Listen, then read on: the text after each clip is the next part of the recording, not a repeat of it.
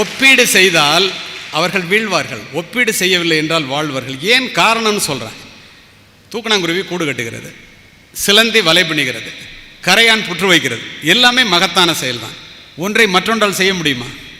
கண்டிக்காவிட்டால் உடனே ஏதாவது ஒரு வார்த்தை சொல்லி ஒழுங்காக படின்னு சொன்னாலே போய் அப்பா அம்மாட்ட போய் அழுதுகிட்டு நின்று கூட கூட்டினீங்கன்னா, ஆசிரியர்களால் கண்டிக்கப்படாத மாணவிகள் பிற்காலத்திலே என்னை போன்ற காவல்துறை அதிகாரிகளால் தண்டிக்கப்படுபவர்களாக மாற்றம் கண்டு விடுகிறார்கள் என்பதையும் மனதிலே பதிய வைத்துக் கொள்ளுங்கள். சிந்தித்து பாருங்களேன். வெளியிலே போய்விட்டு வீட்டிற்கு வருகின்ற ஒரு பெண் பிள்ளை மழையிலே நனைந்து வந்தால் கொடை எடுத்துகிட்டு போயிடக்கூடாதா அப்பா? ஓரமாக ஒதுங்கி இருந்துட்டு மழை விட்டோன்னா வரக்கூடாதா அண்ணன்? பெற்ற தாய் தன்னுடைய முந்தானையால் தன் பெண்ணினுடைய நனைந்த தலையை முந்தானையால் துவட்டி, இந்த பாழாய் போன மழை என் பிள்ளை வெளியிலே போகும்போதா மேய வேண்டும் என்று மழையே திட்டுவார்.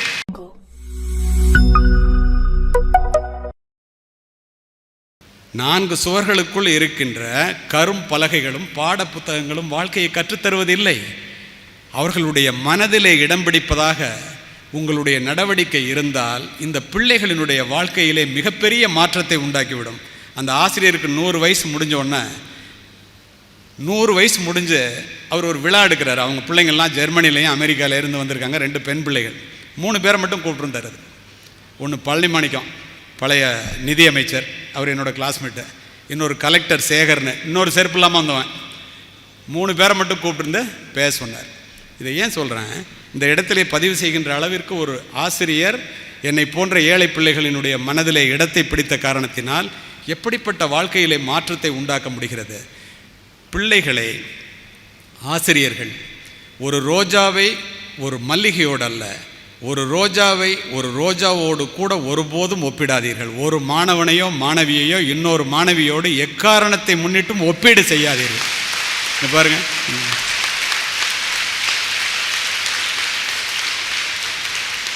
ஒப்பீடு செய்தால் அவர்கள் வீழ்வார்கள், ஒப்பீடு செய்யவில்லை என்றால் வாழ்வார்கள். ஏன் காரணம்னு சொல்கிறேன்.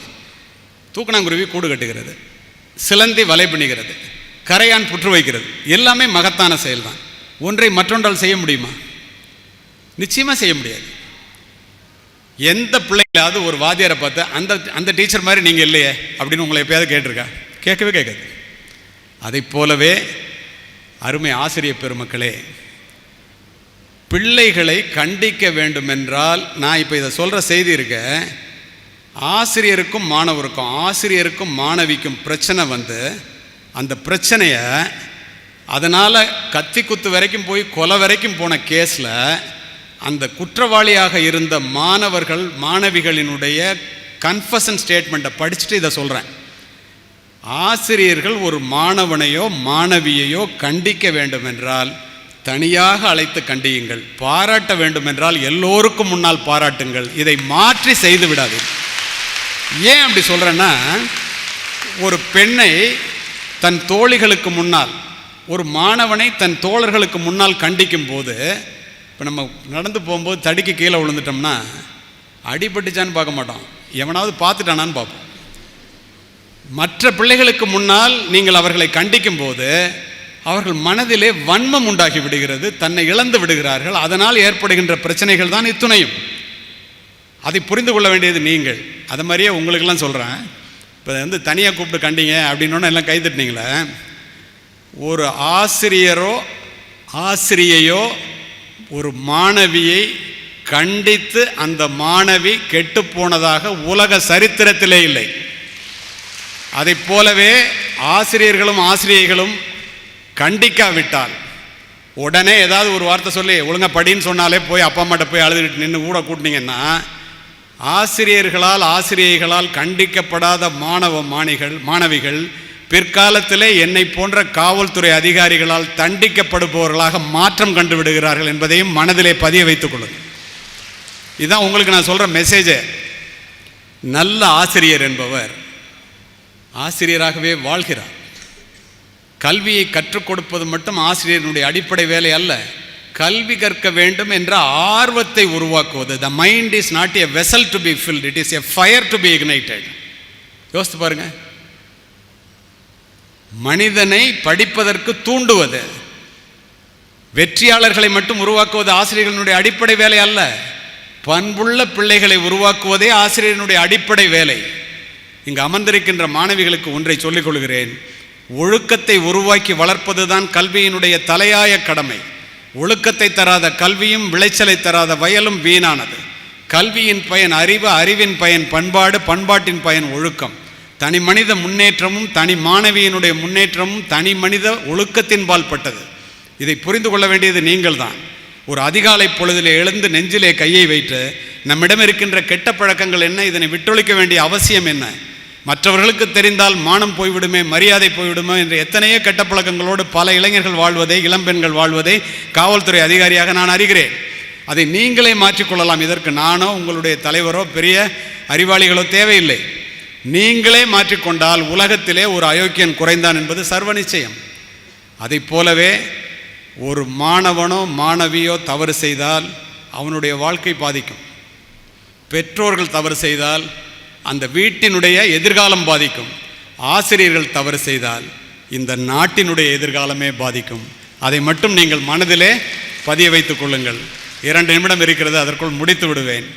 இங்கு வரும்போது இதை சொல்லி முடிக்க வேண்டும் என்று கேட்டுக்கொண்ட காரணத்தினால் பெண்கள் கல்லூரி என்பதனால் இந்த கருத்து. ஒரு தாய்க்கு 2 குழந்தை பிறகுது. என்னுடைய வீட்டிலே 4 மருத்துவர்கள், நான் ஒரு மருத்துவமனைக்கு சொந்தக்காரன். ஒரு ஆண் குழந்தை, ஒரு பெண் குழந்தை. ஆண் குழந்தை கையை காலெல்லாம் ஆட்டிக்கிட்டு நல்லா இருக்கு. பெண் குழந்தை மூச்சே விடலை, அழலை. பீடியாட்ரிக்ஸ் டாக்டர் வந்து என்னென்னவோ பண்ணி பார்க்குறாரு. 1 மணி நேரமாக குழந்தை அழலை. பக்கத்தில் இருக்கவங்களாம் சொல்கிறாங்க குழந்தை இறந்துருச்சு. சரின்னு மயக்க மருந்து கொடுத்து அப்போது தான் தெளிவாக இருக்கின்ற அந்த பிள்ளைகிட்ட கொண்டு போய் ஒரு தொட்டிலில் 2 குழந்தையும் படுக்க போட்டு கொண்டு போய் தள்ளிட்டு காமிக்கிறாங்க. காமிக்கும்போது பட்டுன்னு அந்த குழந்தைய பார்த்து அந்த தாய் அந்த மூமெண்ட்டே இல்லாமல் இருக்கிற குழந்தைய மட்டும் பார்த்துட்டு இப்படின்னு கேட்குறாங்க. ஆமாம்மா, அந்த ஒரு குழந்தை இறந்து போச்சு. புதைக்கிறதுக்கு முன்னாடி உங்கள்கிட்ட காமிக்கிறதுக்காக வந்தோன்னு நர்ஸு சொல்கிறாங்க. உடனே பக்கத்தில் இருக்கிற பீடியாட்ரிஷியன் சொல்கிறாரு, 1 மணி நேரமாக போராடி பார்த்தோமா, அந்த பாருங்கள் என் சட்டையெல்லாம் நினைஞ்சு போச்சு, அந்த புள்ள அளவே இல்லை.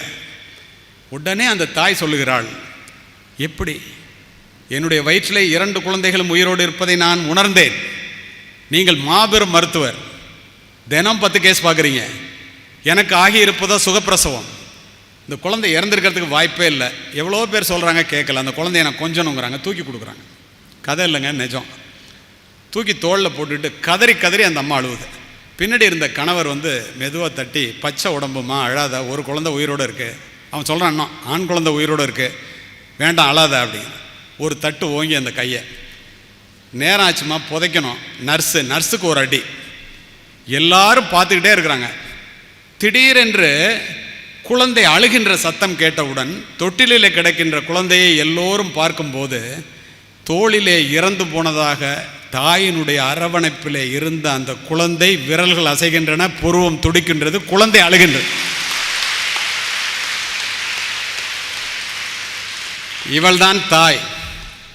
தாயிலிருந்து தான் தலைமுறை தொடங்குகிறது. ஒவ்வொரு தாயும் ஒரு வரலாறு. தலைமுறை மாற்றத்தை உருவாக்கக்கூடிய தகுதி படைத்தவள் இந்த உலகத்தில் தாய் மட்டுமே. மாதா வயிறறிய வாழா ஒரு நாளும் என்கிறார் வாரியார். மாதாவை ஒரு நாளும் மறக்க வேண்டாம் என்கிறது உலக நீதி. அன்னையும் பிதாவும் முன்னறி தெய்வம் என்கிறது கொன்றைவேந்தன். யார் இல்லை என்றால் இந்த உலகத்தில் நீ பிரவேசித்திருக்கவே முடியாதோ, யாரை இழந்து விட்டால் நீ திரும்ப பெற முடியாதோ அவளுடைய பெயர் தானடா தாய். விவேகானந்தர் 10 மாதம் உன்னை சுமந்து புரண்டு படுத்தால் கூட உனக்கு வலிக்குமே என்று, உனக்கு வேண்டியதை உண்டு தனக்கு வேண்டியதை வெறுத்து பலவீனத்திலும் பலவீனமான சூழ்நிலையில் கூட உன்னை பெற்றெடுத்த அந்த தாய் மட்டுமே உலகத்திலேயே உன்னதமான ஜீவன். ஏனென்றால் பிறப்பதற்கு முன்பே உனக்காக இறைவனிடத்தில் வேண்டிய ஒற்றை ஜீவன் அந்த தாய் மட்டுமே. நீங்கள் சூடிடும் மணிகள் அவர்கள் வியர்வையின் துளிகள். தாயினுடைய உழைப்பிலே வாழ்கிறோம், தந்தையினுடைய வியர்வையிலே உயர்கிறோம். சிந்தித்து பாருங்கள். உங்கள் பெற்றோர்கள் சேற்றிலே கால் வைத்ததனால்தான் நீங்கள் சோற்றிலேயே கை வைக்கின்றீர்கள். தாய் தந்தையரை போற்றி வீழ்ந்தவனும் இல்லை, தாய் தந்தையரை தூற்றி வாழ்ந்தவனும் இல்லை. பெரிய மனிதர்கள் அத்துணை பேரையும் பாருங்கள், பெற்றோர்களை மிக அருமையாக பாதுகாத்தவர்களாகவே இருப்பார். ஓலை குடிசையிலே ஒழுகும் மழை நீரை குழந்தை மேல் படாமல் காப்பதற்காக ஒவ்வொரு தாயும் தன் உடலை கூடாரமாக்குகிறார். நீங்கள் நனைந்திருப்பீர்கள் மழை நீரால் அல்ல, தாயினுடைய கண்ணீரால். சிந்தித்து பாருங்களேன், வெளியிலே போய்விட்டு வீட்டிற்கு வருகின்ற ஒரு பெண் பிள்ளை மழையிலே நனைந்து வந்தால் கொடை எடுத்துகிட்டு போயிடக்கூடாதா அப்பா? ஓரமாக ஒதுங்கி இருந்துட்டு மழை விட்டோன்னா வரக்கூடாதா அண்ணன்? பெற்ற தாய் தன்னுடைய முந்தானையால் தன் பெண்ணினுடைய நனைந்த தலையை முந்தானையால் துவட்டி, இந்த பாழாய் போன மழை என் பிள்ளை வெளியிலே போகும்போதா மேய வேண்டும் என்று மழையே திட்டுவாள். அவள்தான் தாய். பூமிக்கு அடியிலே இருக்கின்ற நீரானது கிணற்றின் மூலம் முகம் காட்டுவதைப் போல, பசுவினுடைய உடலிலே இருக்கின்ற பாலானது மடிக்காம்பின் மூலம் சுரப்பதைப் போல, இறைவன் ஒவ்வொரு வீட்டிலும் தனித்தனியாக இருக்க முடியாது என்ற காரணத்தினால் தாயை படைத்தான். அதனால்தான் உன்னுடைய தாயினுடைய காலடியிலே தான் சொர்க்கம் இருக்கிறது என்றார் நபிகள் நாயகம். என்னுடைய நல்ல குணங்கள் எல்லாவற்றுக்கும் என்னை பெற்றெடுத்த தாயே காரணம் என்று ஆபிரகாம் லிங்கன் சொல்லுகிறார். உண்டாக்கி பாலூட்டி வளர்த்த தாயை உமையவள் என்று உணரீரோ, உணர்ச்சி கட்டீர் என்பான் பாரதி.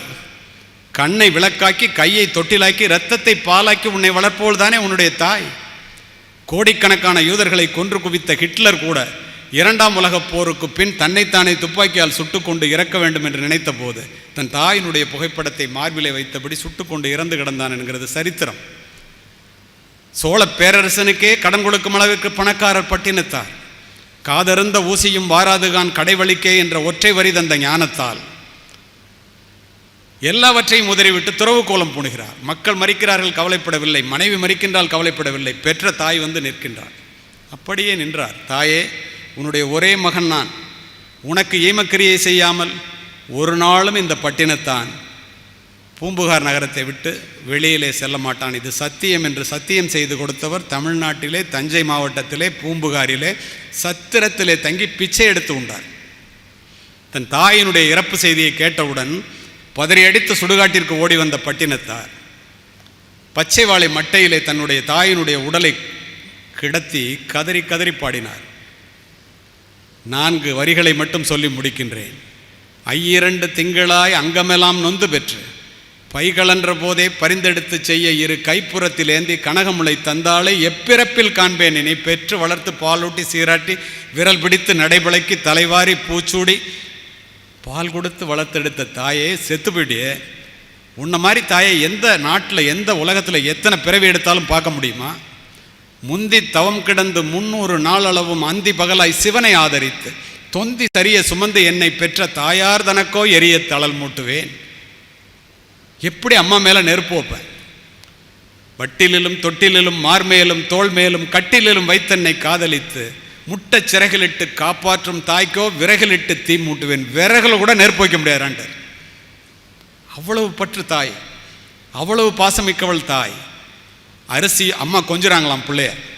அரிசியோ நான் இடுவேன் ஆத்தாள் தனக்கு, வரிசையிட்டு பார்த்து மகிழாமல் ருசியுள்ள தேனே அமிர்தமே செல்வத் திரவிய பூ மானே என்று அழைத்த தாய்க்கு அள்ளி இடுவது அரிசியோ கொள்ளிதனை வைப்பேனோ கூசாமல், முன்னை இட்டத்தை முப்புறத்திலே பின்னை இட்டத்தை தென்னிலங்கையில் அன்னை இட்டத்தை அடி வயிற்றிலே யானும் இட்டத்தை மூழ்க மூழ்கவே என்று கதறினார். இதுதான் தாய். அப்படிப்பட்ட தாயை தந்தையை எக்காரணம் முன்னிட்டும் புறம் தள்ளிவிடாதீர்கள். தேடி சோறு நிதந்தின்று பல சின்ன சிறு கதைகள் பேசி மனம் வாடி துன்பமிக உழன்று பிறர் வாட பல செயல்கள் செய்து நரை கூடி கிளப்பருவம் எய்தி கொடும் கூற்றுக்கு இறையென பின் மாயும் பல வேடிக்கை மனிதரைப் போல் நான் வீழ்வேன் என்று நினைத்தாயோ? பாரதி. பிறந்தோம் வளர்ந்தோம், வெட்டித்தனமாக கதையை பேசி நேரத்தை போக்கணும், செத்து போயிட்டோம். அதற்காக கொடுக்கப்பட்டது அல்ல இந்த வாழ்க்கை. நீ சமுதாய வீதியிலே கைவீசி நடக்கும்போது ஒவ்வொரு பெண்ணும் நீ மட்டும் தனியாக நடப்பதாக ஒருபோதும் நினைத்து விடாதே. 5000 ஆண்டுகள் மரபார்ந்த இந்த இந்திய தேசத்தினுடைய பெருமையும் பாருங்களேன். பிரமானந்தா ஒலிம்பிக்கில் இன்றைக்கி தான் முடிவாக போகுது. செஸ்ஸில் தமிழன் மேலே போய் சந்திராயன் 3 இறக்குனவன் சீஃப் தமிழன். எப்படிப்பட்ட அறிவுக்கு சொந்தக்காரர்கள் நீங்கள்! ஒரு தாய் எப்படிப்பட்ட ஒரு பிள்ளையை செஸ்ஸில் உலக சாம்பியன் ஆகிறதுக்கு வளர்க்க முடியுது? சாதாரண தாய் எவ்வளவெல்லாம் கஷ்டப்பட்டு உங்களை வளர்க்குறாங்க. மனதிலே இதையெல்லாம் பதிய வைத்துக் கொள்ளுங்கள். ஒருபோதும் நீங்கள் தனியாக நடப்பதாக நினைக்காதீர்கள். 5000 ஆண்டுகள் மரபார்ந்த இந்திய தேசத்தினுடைய பெருமையும் இந்த தமிழ் மண்ணினுடைய பண்பாடும் உங்கள் மூதாதையர்களினுடைய தியாகமும் பெற்றோர்களினுடைய உழைப்பும் உங்களுடைய ஒழுக்கமும் உங்கள் கூடவே வருகின்றன. இதை ஒருபோதும் மறந்து விடாதீர்கள். இதுவரை நான் பேசியது அத்துணையும் சொற்கள் அல்ல, அத்துணையும் விதைகள். இந்த விவேகானந்தா கல்லூரி போன்ற ஒரு வளமான நிலத்திலே விழுகின்ற விதைகள் ஆலமரமாக வளரும் என்பதில் எனக்கு கிஞ்சித்தும் சந்தேகம் இல்லை. விதைத்தவன் உறங்கினாலும் விதைகள் உறங்குவதில்லை. அமைதி காத்த அத்துணை நல்ல உள்ளங்களுக்கும் நன்றி, வணக்கம். டாக்டர் ஏபிஜே அப்துல் கலாம் அவர்களின் அறிவிறந்த சொற்களால் பெண் கல்வியின் ஏற்றமே வெளிநாடுகள் செல்லும் மாற்றத்தை கொடுக்கும். கற்றோருக்கு கன்ற இடமெல்லாம் சிறப்பு. கல்வி 7 பிறவியை கடந்து நிற்கும். எண்ணும் எழுத்தும் கண்ணென தகும். ஜாதி மதம் கடந்து நம்மை உயர்த்துவது நம் கற்ற கல்வி, தாய் தந்தையின் சிறப்பு. உண்மை சம்பவங்கள் இவற்றோடு தகவல் தொடர்பின் அழிவு. ஔவையார், பாரதியார், பொன்மொழி, மூதூர், திருக்குறள், நாலடியார் போன்ற பல்வேறு நூல்களின் வாயிலாக கல்வி சிறப்பை எண்ணற்ற கருத்துக்களால் அலங்கரித்து சென்றுள்ள நமது சிறப்பு விருந்தினர் அவர்களுக்கு மனமார்ந்த நன்றிகளை தெரிவித்துக் கொள்கிறோம். நாங்கள் 1.5 மணி நேரமாக மூச்சு விட்டோமோ இல்லையோ என்று கூட தெரியாத அளவிற்கு ஒரு ஆழ்ந்த பேச்சு. 5 புலன்களில் செவி மட்டும் இயங்கி 1.5 மணி நேரம் உங்களுக்கு கிடைத்த முத்தான 1/2 மணி நேரம் போல எங்களுக்கு கிடைத்த 1/2 மணி நேரம். நிச்சயம் ஐயா, செல்போன் உபயோகத்தை குறைத்து படிப்பை உயர்த்தி நிச்சயம் உயர்ந்து நிற்போம் வாழ்வில். நன்றிம்மா. அந்த ஆஃபீஸ் பேரர்ஸில் Sonia Sri from biotechnology department president ஏற்புரை கொடுங்கம்மா.